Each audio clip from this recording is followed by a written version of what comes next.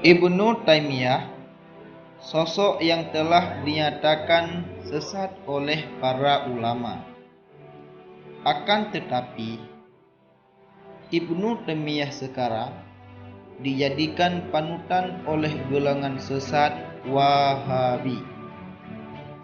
Perlu diketahui, di antara fatwa Ibnu Taimiyah yang menyalahi ijma ulama: pertama, meninggalkan salat secara sengaja tidak wajib diqadha. 2. Talak 3, jatuh 1. 3. Para nabiullah tidak maksum.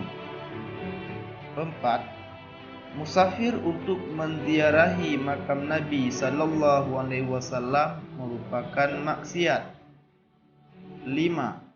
Tidak boleh tawasul dengan baginda Muhammad sallallahu alaihi wasallam. Referensi Syekhul Islam Ibnu Hajar Al-Haytami, Kitab Fatawa Hadisiyah, halaman 85.